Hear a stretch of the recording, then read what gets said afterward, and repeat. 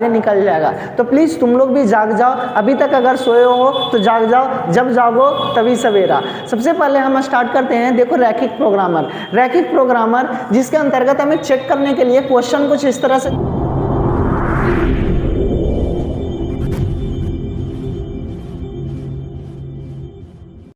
जैसा कि आप लोग को लास्ट वीडियो में बताया गया था कि अब हमारा अंतिम प्रहार बचा है। देखिए अंतिम प्रहार में 12वीं क्लास के मैथ्स की फर्स्ट टॉपिक पे डिस्कस करने आ गया हूँ, ठीक है। ऐसे ही डेली बाय डेली एक एक टॉपिक पे डिस्कस किया जाएगा। आप लोगों को सबसे पहले बता दूं कि आप लोग का एग्जाम बहुत नज़दीक आने वाला है, फरवरी में स्टार्ट होने वाला है। उससे पहले आप लोग को मैथ्स का हर एक टॉपिक को जो मतलब मेन टॉपिक है वो सारे यूट्यूब के माध्यम से क्लियर करा दिया जाएगा। और इस बार एक भी बच्चा फेल नहीं होने दूंगा। मैथ्स में मैंने विश्वास किया हूँ कि मैथ्स में एक भी बच्चा को फेल नहीं होने दूंगा 12वीं क्लास के। बस आप लोग को एक करना है कि वीडियो को एक प्रॉपर स्टूडेंट की तरह पेन और पेपर लेके बैठना है।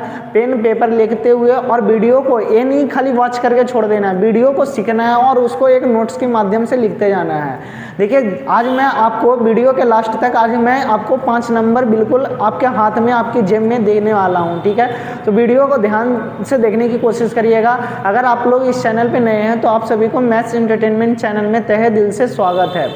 सबसे पहले आज मैं जिस टॉपिक का बात करने जा रहा हूँ उस टॉपिक का नाम है रैखिक प्रोग्रामर। रैखिक प्रोग्रामर देखिए इसके बारे में हम पिछले 11th क्लास में भी पढ़े थे, लेकिन इसमें क्या डिफरेंस है 11th और 12th क्लास में। इसमें पिछले बार भी ग्राफ सेम बनाते थे 11वीं क्लास में, लेकिन इस बार उस ग्राफ में एक उद्देश्य फलन दे देगा और उस उद्देश्य फलन पे x और y के किस मान पे उद्देश्य फलन अधिकतमीकरण होगा और किस मान पे न्यूनतमीकरण होगा, ये हमें बस इस मान को बताना होता है। तो आप लोग बिल्कुल चिंता मत करना, आप लोग को आज इस वीडियो के लास्ट तक बिल्कुल 5 नंबर आपके हाथ में। सबसे पहले आप लोग की एक खुशखबरी बताना चाहता हूं कि इसका जो सेकंड पार्ट है जो भी मतलब 12.2 है जो कि सीबीएसई के बोर्ड एग्जाम में मतलब इस बार वो सिलेबस कट है, तो आप लोग को इससे खुशी की बात नहीं होनी चाहिए, ठीक है। आपको ओनली एक एक्सरसाइज बचा है 12.1 में, जो भी रैखिक प्रोग्रामर का फर्स्ट चैप्टर है वही हमारा इस बार पेपर में आने वाला है। सेकंड चैप्टर हमारा सिलेबस से क्या है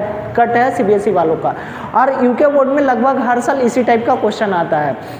तो सबसे पहले हम बताना चाहता हूं आप लोगों को कि देखो बाबू पेपर में कुछ नहीं बचा है, बहुत कम ही टाइम बचा है। एक प्लीज़ सीरियस ढंग से एक स्टूडेंट होने के नाते सही से पढ़ने की कोशिश करो, क्योंकि ये 2 महीना ही अब तुमने साल भर क्या किया इससे लेना देना नहीं है। अगर जिसने ये 1 महीने जाग गया वो साल भर पढ़ने वाले बच्चे से भी आगे निकल जाएगा। तो प्लीज़ तुम लोग भी जाग जाओ, अभी तक अगर सोए हो तो जाग जाओ, जब जागो तभी सवेरा। सबसे पहले हम स्टार्ट करते हैं, देखो रैखिक प्रोग्रामर। रैखिक प्रोग्रामर जिसके अंतर्गत हमें चेक करने के लिए क्वेश्चन कुछ इस तरह से दे देगा z equal to x plus 2y। देखो जो z के साथ रहेगा z equal to x plus 2y, z को उद्देश्य फलन कहते हैं। z को क्या कहते हैं? उद्देश्य फलन कहते हैं। उद्देश्य फलन पे ही हम चेक करते हैं कि उद्देश्य फलन ही मैक्सिमम है कि मिनिमम है, यानी अधिकतमीकरण है कि न्यूनतमीकरण है। जब हम ग्राफ बनाते हैं उसकी कोणीय बिंदु, जो भी कोणीय बिंदु आता है उस कोणीय बिंदु को रख के हम क्या करते हैं बाबू, चेक करते हैं z यानी उद्देश्य फलन पे।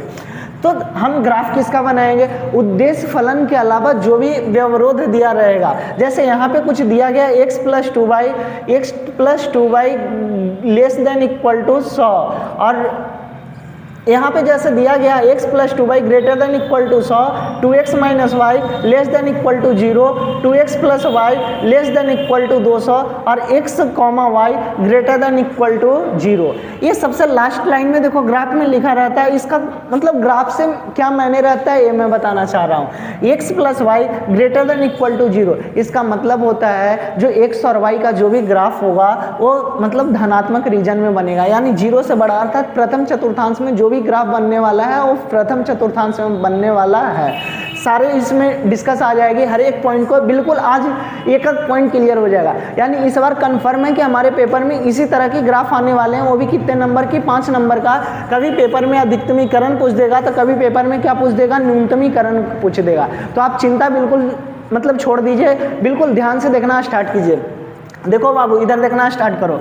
सबसे पहले हमें दिया गया है x प्लस 2y। हम ग्राफ जो बनाएंगे यही जो व्यवरोध यहाँ पे दिया रहेगा इसी व्यवरोध का ग्राफ बनाते हैं। तो अब इसमें देखो बहुत सारे दिया गया, x plus 2y greater than equal to 100, 2x minus y less than equal to 0, 2x plus y greater 2x plus y less than equal to 200। इसमें से देखो इक्वेशन मान लो, ये इक्वेशन नंबर फर्स्ट है, ये इक्वेशन नंबर सेकंड और ये मान लो इक्वेशन नंबर थर्ड, ये इक्वेशन नंबर थर्ड।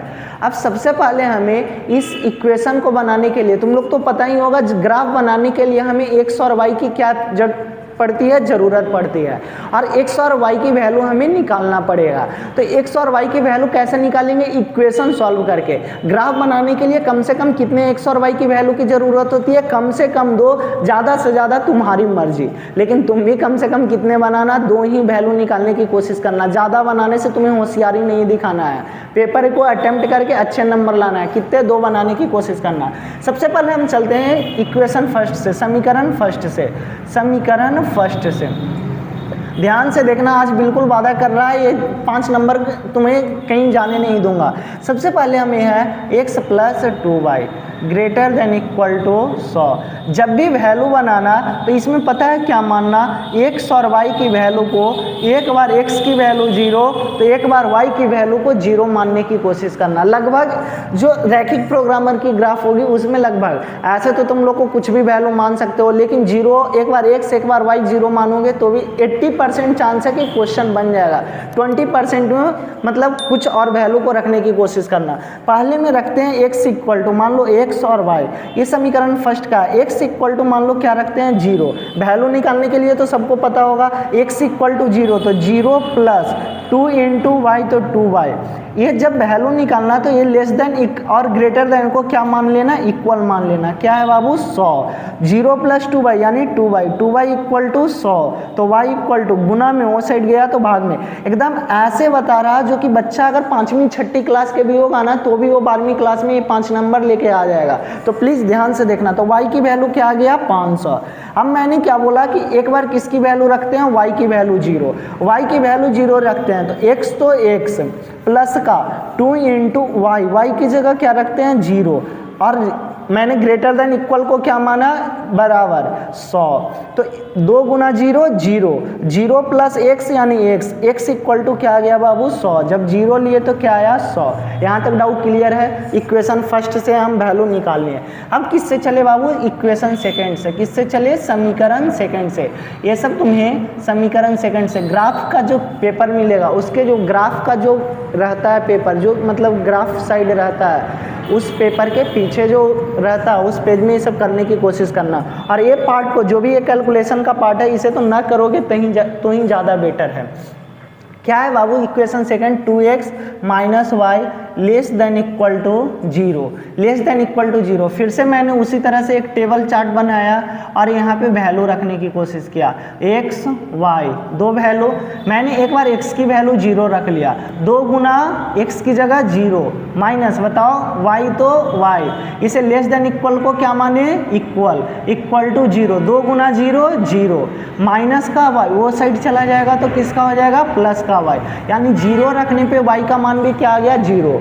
अब अगर x 0 रखने पे y 0 आ जाए या y 0 रखने पे x 0 आ जाए तो फिर से y की वैल्यू 0 मत लेना, ये मूर्खता मत करना, क्योंकि फिर से 0 लेंगे तो x की वैल्यू क्या आ जाएगा 0। अब कुछ दूसरा वैल्यू सोचो। देखो ये सब 10 की टर्म में आ रहा है तो यहाँ पे भी हम क्यों ना 10 के टर्म में कोई वैल्यू को सोच लेते हैं। मान लो कि x या y की किसी की वैल्यू सोच लो, तो x की वैल्यू मान लो कि मैंने सोच लिया कितना, मान लो 20 सोच लिया, x की वैल्यू 20 या x की वैल्यू मान लो कि 50 सोच लिया, x बराबर क्या सोच लिया 50, x इक्वल टू 50, तो 2 गुने x की जगह क्या रखो 50 माइनस y, फिर इसके बराबर 0, तो 2 गुने 50 100 बराबर माइनस का y, वो साइड प्लस का y, तो ये क्या आ गया बाबू 100। अब हमें 2 तो बन गया। देखो हमारे पेपर में कभी 2 ग्राफ दे देगा, कभी 3 ग्राफ दे देगा, इससे घबराना मत। अगर घबरा गया, डर गया तो मर गया, डरना नहीं है। 2 दे दे, 3 दे दे, 4 दे दे, 5 दे दे, तुम कहना कि आजा मैं देख लूंगा तू कैसा है कैसा नहीं है, सारे ग्राफ मैं कर लूंगा। सबका एक ही कॉन्सेप्ट है बाबू, कॉन्सेप्ट को समझने की कोशिश करो। ऐसा नहीं कि यहाँ पे कुछ भी वैल्यू आ जाए तो उससे डर जाना। कॉन्सेप्ट क्लियर होगा, कोई दिक्कत नहीं होगा। क्वेश्चन नंबर 3 पे चलते हैं। 3 क्या है बाबू, देखो समीकरण नंबर 3 2x plus y less than equal to 200, ये हमें क्या था, समीकरण 3। मान लो यहाँ किससे चले, इक्वेशन 3 से, समीकरण 3 से। जब 3 से चल रहे हैं फिर से वही कॉन्सेप्ट को यूज करो, एक बार x की वैल्यू 0, एक बार y की वैल्यू 0। मैंने कहा 80% क्वेश्चन इस तरह से सॉल्व हो जाएगा। x की वैल्यू 0 रखें तो 2 गुना 0 plus y less than equal को क्या मान लिए, इक्वल 200 तो 200, 2 गुना 0 प्लस का y इक्वल टू 200, यानी y की वैल्यू क्या आ गया बाबू 200, क्योंकि 0 को y में प्लस करेंगे तो कोई चेंजिंग नहीं होगा। अब हमें क्या y की वैल्यू रखने, x की वैल्यू 0 रखने पे y 0 आया नहीं, तो y को एक बार 0 मान लो, तो 2x तो 2x प्लस y की जगह क्या ले लिए 0, लेस देन इक्वल को इक्वल 200 तो 200, 0 को प्लस करेंगे कोई चेंजिंग नहीं, 2x इक्वल टू 200, तो x इक्वल टू 200 बटे 2, यानी कितना आ गया 100, यानी x की वैल्यू क्या आ गया 100। यहाँ तक तो सबको समझ में आ गया होगा। देखो ये जो कैलकुलेशन की पार्ट है x और y की वैल्यू, ये मैं तो तुम लोग से कहूँगा कि ये रफ पार्ट में करने की कोशिश करना तो ज़्यादा बेटर होगा। हम फटफट से साइड में हम क्या लिख लेते हैं, ये सारे इक्वेशन का लिख लेते हैं, फिर क्वेश्चन को रफ कर लेंगे। देखो हमारा जो इक्वेशन फर्स्ट था, इक्वेशन फर्स्ट क्या था, x plus 2y greater than equal to क्या था 100। इससे जो वैल्यू निकाले थे बाबू, क्योंकि इधर हम ग्राफ को प्लॉट करेंगे तो इस रीजन को क्या करेंगे रफ, x और y, इससे वैल्यू क्या निकाला था समीकरण फर्स्ट से 0 50 100 0 रखने पे y की वैल्यू 50, फिर y मतलब 0 रखे थे तो x की वैल्यू 100। फिर इक्वेशन सेकंड से, समीकरण सेकंड क्या था बाबू, फ्रॉम इक्वेशन सेकंड, समीकरण सेकंड से हमें क्या आया था, समीकरण सेकंड हमारा था 2x minus y less than equal to 0। इससे x और y की वैल्यू जो आया था उस पर विचार कर लेते हैं, x और y चलते हैं। x की वैल्यू 0, y की वैल्यू 0, x की वैल्यू 50, y की वैल्यू 100। फिर फ्रॉम इक्वेशन थर्ड, इधर की पार्ट रफ करने के लिए मैं इस साइड में लिख लिया, तो फ्रॉम इक्वेशन थर्ड से चले तो क्या था, third equation 2x plus y less than equal to 200। देखो बाबू यहाँ पे रखते हैं, चलते हैं x और y, क्या वैल्यू निकला था 0 200 100 0 200 100 और 0, ये निकला था। ये इतने पार्ट को मैं साइड हो रहा, तब तक आप लिखने की कोशिश करिएगा या स्क्रीन शॉट ले लीजिएगा, इससे आगे मैं बताना स्टार्ट करता हूँ। हाँ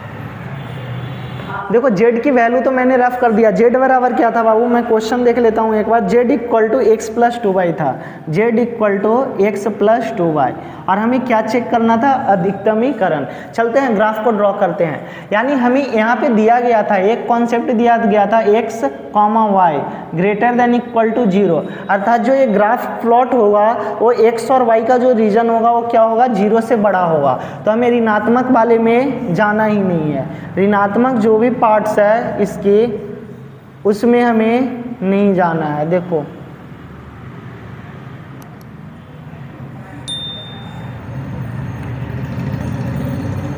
अब आप देखो z इक्वल टू क्या था, x प्लस 2y, और इसमें हमें क्या चेक करना था, अधिकतमीकरण, और हमें दिया गया था x, y greater than equal to 0। अब हम इसका मतलब बताए थे, जब ये 0 से बड़ा दे दिया गया है, अर्थात इसका जो ग्राफ बनेगा वो धनात्मक पार्ट में बनेगा, x का भी धनात्मक पार्ट और y का भी धनात्मक पार्ट। तो मैंने कुछ ड्रॉ कर लिया ग्राफ को यहाँ पे। अब देखो सबसे पहले ये तो तुम लोग को पता होगा, एक सेकंड, जब इसे रफ किए हैं तो इसके ऊपर थोड़ी सी पानी जमा है, वो यहाँ पे ये तो लिख लिए थे वैल्यू, आप लोग स्क्रीनशॉट ले लिए होंगे। z इक्वल टू दिया गया था x प्लस 2y और इसी पे हमें अधिकतमीकरण चेक करना था x y greater than equal to 0। इसका मतलब होता है जो x और y का जो भी ग्राफ का एरिया जो प्लॉट होगा वो हमें धनात्मक पार्ट में होगा। चलते हैं ग्राफ की तरफ, ध्यान देना है यहाँ पे। अगर वीडियो समझ में आ रहा होगा तो लाइक शेयर और सब्सक्राइब करने की जरूर कोशिश करना, ताकि हर एक बच्चा को लगे कि नहीं हम पास हो सकते हैं। सबसे पहले x और यहाँ पे ये सबको कॉन्सेप्ट क्लियर होगा, y x डैश और y डैश, ये तो बताने की ज़रूरत नहीं है। देखो सबसे पहले अब हमें इसमें कोई एक इंटरवल, जब भी हम ग्राफ बनाते हैं तो ये तो सबको पता होगा, गैप जो लेते हैं वो बराबर इक्वल डिस्टेंस का लेते हैं। अब सोचो 0 से 100 तक जाना है, 200 तक जाना है, क्या 200 तक जाने में 1 2 3 4 लेंगे तो ग्राफ बन पाएगा? कभी नहीं।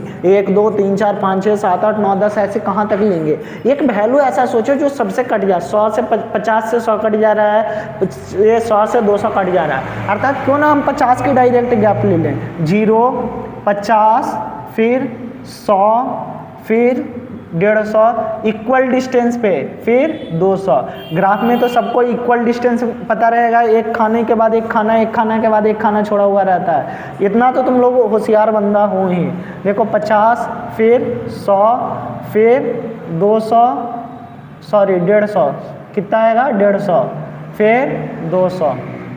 और इधर देखो, देखो यहाँ तक चले, आगे चलते हैं। सबसे पहले देखो 0 और 50, 0 और 50, पहले इक्वेशन को चलते हैं। x की वैल्यू 0, y की वैल्यू 50, तो y की वैल्यू 50, ये इस पार्ट को बता रहा है 0 और 50। 0 यानी x इधर कहीं नहीं गया, y यानी 0 50 इस पॉइंट पे। फिर x की वैल्यू 100, y की वैल्यू 0, y 0 अर्थात y ऊपर नहीं गया है, y किधर 100 की तरफ गया, x की तरफ। ये दोनों को स्केल की सहायता से, देखो हमारे पास स्केल तो शायद था, रुको स्केल है, स्केल से ही मिला देता हूँ। अगर सीधा ना मिले तो भी कोई बात नहीं, ओ बाबा कोई बात नहीं। देखो ये एक ग्राफ बन गया, ठीक है। तुम लोग सीधा लाइन बनाना है। अब देखो सबसे पहले सबसे बड़ा दिक्कत होता है कि ग्राफ किधर कलर होगा। देखो जब भी ग्राफ में ए साइन और ए साइन रहे, ए साइन मतलब ग्रेटर देन, इसकी मुंह जो है उधर की ओर जा रही है, और ए जो साइन है ध्यान से दिखाई दे रहा है, ऊपर वाले साइन का मुंह उधर और नीचे वाले साइन का मुंह इधर। ऊपर वाले साइन में क्या है, उधर की ओर मुंह है, उधर की ओर मुंह है, यानी ग्राफ भी उधर की ओर कलर होगा। ग्राफ भी किधर की ओर कलर होगा, उधर की ओर। 4 5 इस तरह से डॉट बना देंगे। ये क्यों बनाते हैं पता चल जाएगा। ये समीकरण नंबर सेकंड, ध्यान से देखो जल्दी। देखो इक्वेशन नंबर सेकंड में x की वैल्यू 0, y की वैल्यू 0, x की वैल्यू 0, y की वैल्यू 0, x की वैल्यू 50, y की वैल्यू 100, यानी x 50 गया तो y कहाँ गया 100, 50 और 100 के सामने। यहाँ तक सबको समझ में आ रहा होगा। इसकी ग्राफ, यानी इसकी ग्राफ को एक सीधी लाइन से रख के मिला दो। ये लाइन, अरे मेरा मतलब ड्राइंग बहुत बेकार था, मत कहो, मैं बहुत मैम से मार खाता था।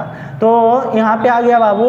अब इसकी ग्राफ देखो, ये मुंह किधर की ओर जा रहा है, इधर जा रहा है, यानी इसकी भी मुंह इधर की ओर जाएगी। ये ग्राफ का रीजन इधर की ओर जाएगा, ठीक है। 4 5 जगह, ज़्यादा मत करना, गंदा मत करना ग्राफ पेपर को, ये नहीं कि खाली कलर रंगोली बना के चलाना। ये कौन सी इक्वेशन था बाबू, समीकरण नंबर सेकंड। ध्यान से देखो समीकरण नंबर सेकंड। अगला रीजन देखो, x 0 y 200, x 0 y 200 ऊपर गया। आगे x 100 y 0, x 100 y 0, x 100 y 0। ये यहाँ से एग्रामल स्केल की सहायता से रख के मिलाना, ठीक है। ये एक किसका बना, समीकरण नंबर थर्ड का, समीकरण थर्ड का। अब तू खुद सोचो कि इसका कलर पार्ट मतलब किधर की ओर होगा। इसकी मुंह, ग्राफ की मुंह किधर जा रही है, इधर, ये बाएं साइड जा रही है, यानी ग्राफ भी किधर कलर होगी, बाएं साइड में। किधर होगी, बाएं साइड में। बस 6 7 जगह रख के मिला लिए। अब तू खुद सोचो कि ये जो ग्राफ का जो कलर पार्ट है कहाँ सब मिल रहा है। देखो अगर हम देख रहे हैं पहले वाले का, ये मान लो पहले इक्वेशन है, ये रीजन जा रहा है, दूसरे वाले ए भी रीजन आ रहा है, तीसरे वाले का ए भी रीजन आ रहा है। यानी जो हमारा ए जो सेक्टर है, इसमें देख लो बाबू, जो सेक्टर में ड्रॉ कर रहा, इस सेक्टर में सारे की सारे ग्राफ आ रही है। उमेश समझ में आ रहा ना? देखो इस सेक्टर में सारे की सारे ग्राफ, अच्छा सबका नाम ले लूँगा, ये यहाँ पे सबका सब क्या हो रहा है, ग्राफ कलर हो रहा है। तो इस पार्ट को क्या कर लिए, कलर कर लिए, इसे क्या कर लिए, कलर कर लिए। यहाँ तक समझ में आ गया बाबू? अब देखो इसकी कोणीय बिंदु देखो, एक बिंदु ए, एक बिंदु ए, एक बिंदु ए, एक बिंदु ए, यही 4 कोणीय बिंदु पे अधिकतम या न्यूनतम की बात करेंगे। इसी 4 बिंदु पे अधिकतम मान या न्यूनतम मान की क्या होगी, बात होगी। मान लो इसका नाम ले लो ए बी सी डी। तो बताओ क्या बी और सी की एक्यूरेट वैल्यू पता है तुम्हें? नहीं, बी और सी की एक्यूरेट वैल्यू नहीं पता है। फिर ए और डी का एक्यूरेट वैल्यू पता है, ए और डी का एक्यूरेट वैल्यू पता है। तो जो जो कोणीय बिंदु का बीच में कटेगा उसे कैसे सॉल्व करेंगे, कॉन्सेप्ट को ध्यान से समझना, नहीं तो क्वेश्चन यहीं से गलती हो जाएगा। देखो जो बी जो कटान है वो किस किस इक्वेशन से बन रहा है। एक जो इक्वेशन आ रहा है समीकरण नंबर 2 और एक जो जा रहा है समीकरण नंबर 3। इस इक्वेशन को सॉल्व करके बी की कोणीय बिंदु का मान निकालना पड़ेगा। तो सॉल्व करते हैं, समीकरण 2 और समीकरण 3। समीकरण 2 और 3। समीकरण 2 क्या था बाबू, यहाँ पे कर रहे हैं 2x माइनस वाई। जब भी इक्वेशन सॉल्व करना तो इक्वल मान लेना, ग्रेटर देन और लेस देन को। फिर थर्ड क्या था, 2x प्लस का y इक्वल टू क्या था, 200। कोई गलती नहीं है ना?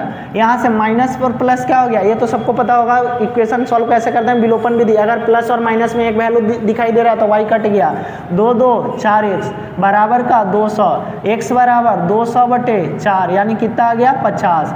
अब इस x की वैल्यू को किसी भी इक्वेशन में रख के y के मान निकाल लो। तो 2 इंटू x की जगह क्या रख लिए हैं, 50।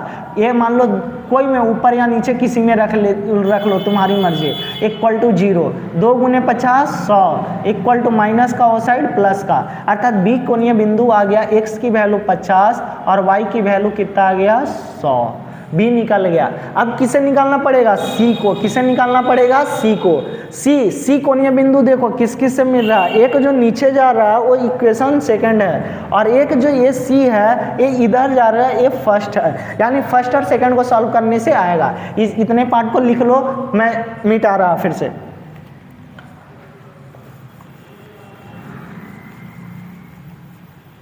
तो देखो वहाँ, तो अब देखो हमें सी कोणीय बिंदु निकालना है। किसको, सी कोणीय बिंदु। सी कोणीय बिंदु किससे बन रहा है, समीकरण नंबर 2 और किससे बन रहा है बाबू, समीकरण नंबर 1।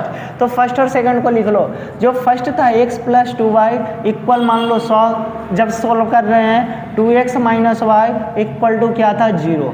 अब देखो क्या x और y की वैल्यू डायरेक्ट कट रहा है, नहीं। तो इसमें कितने से गुना कर लो, मान लो y की वैल्यू काटना है तो इस इक्वेशन में कितने से गुना कर लो, 2 से। कितने से गुना कर लो, 2 से। तो ऊपर वाले को सेम लिख लो, x plus 2y equal to 100 और यहाँ पे 2 से गुना कर रहे हैं तो 2 दूनी 4x माइनस का 2y इक्वल टू 2 गुना 0 0। आगे चलते हैं, y की वैल्यू कट गया, 4x 5x इक्वल टू 100। तो x इक्वल टू 100/5 यानी कितना आ गया, 20। x की वैल्यू 20। कोई भी इक्वेशन में रख के पुट कर लो, y की वैल्यू निकल जाएगा। इसी में रखने पे आसानी लग रहा है। तो 2 इंटू x की जगह क्या रखे, 20 माइनस y तो y इक्वल टू 0। 2 गुने 20 40 इक्वल टू y की वैल्यू क्या आ गया, 40। जो सी कोणीय बिंदु है इसका भी मान आ गया। सी कोणीय बिंदु x की वैल्यू 20, x की वैल्यू 20 तो y की वैल्यू 40। अब हम ये ग्राफ की अंतिम पड़ाव पे आ गए हैं, ठीक है। ये सारे पार्ट को रफ करता हूँ, ग्राफ खाली रहने देता हूँ।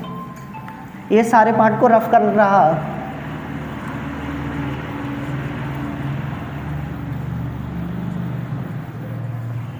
बिल्कुल इस बार ऐसे तोड़ेंगे पेपर को कि वो कहेगा किस महान के हाथ में ये पड़े हैं। इस तरह से पेपर को फोड़ना है, एकदम फोड़ के आना है, मैथ्स की पेपर की। हाँ चलते हैं। जो कोणीय बिंदु है, कोणीय बिंदु कौन कौन सा था बाबू, कोणीय बिंदु, कोणीय बिंदु, कोणीय बिंदु मान लो ए था, बी था, सी था, डी था। जेड की वैल्यू क्या था बाबू,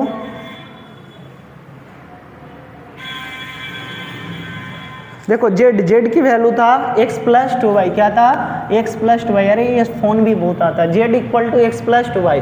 कोणीय बिंदु, जो कोणीय बिंदु है ए की वैल्यू देखो, पहले ए इसे मानित है, क्या y कहीं जा रहा है, सॉरी x कहीं जा रहा है, नहीं, y की वैल्यू 200, यानी x की वैल्यू 0, y की वैल्यू 200। बी देखो, बी 50 और 100, 50 और 100। सी क्या था 20 और 40, 20 और 40। डी क्या था, देखो x कहीं जा रहा है, नहीं, y 50 पे जा रहा है, यानी 0 और 50।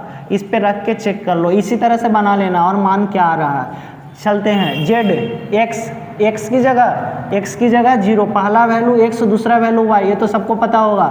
2 गुने y की वैल्यू 200, 2 दूनी 400, 400 में 0 जोड़े 400, फिर x की वैल्यू 50, y की वैल्यू 2 गुने y की वैल्यू 100, 2 गुने 100, 200 प्लस का 50 यानी 250। आगे फटाफट बताओ, x की वैल्यू 20, यानी x की जगह 20 प्लस का 2y, यानी 2 इंटू y की जगह 40, y की जगह 40, 40 दूनी 80, 80 या 20 100। जल्दी जल्दी तीसरे मतलब लास्ट लाइन पे Z x plus 2y, x की वैल्यू 0 प्लस 2 इंटू वाई की वैल्यू 50, यानी 50, यानी 0 प्लस 50 दूनी 100, यानी 100। अब तुम्हें किस वैल्यू पे अधिकतमीकरण चेक करना था, यही बताना था। तो खुद सोच लो किस पे अधिकतम मान आ रहा है, 400, 250, 100, 100 में से कौन बड़ा है, 400 बड़ा है।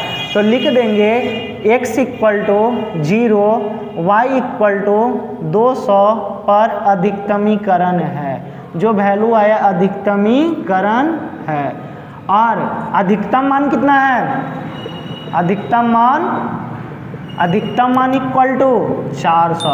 अगर इसी क्वेश्चन में न्यूनतमीकरण पूछता तब क्या लिखते हो, x बराबर 20, y बराबर 40, या x बराबर 0, y बराबर 50। दोनों पे न्यूनतमीकरण है और न्यूनतम मान कितना है, 100 है। न्यूनतम मान कितना है, 100 है। अगर इस टाइप की क्वेश्चन आएगा तो फोड़ के आ जाओगे ना पेपर में। अगर अच्छा लगा होगा तो वीडियो को लाइक शेयर एंड सब्सक्राइब जरूर करना।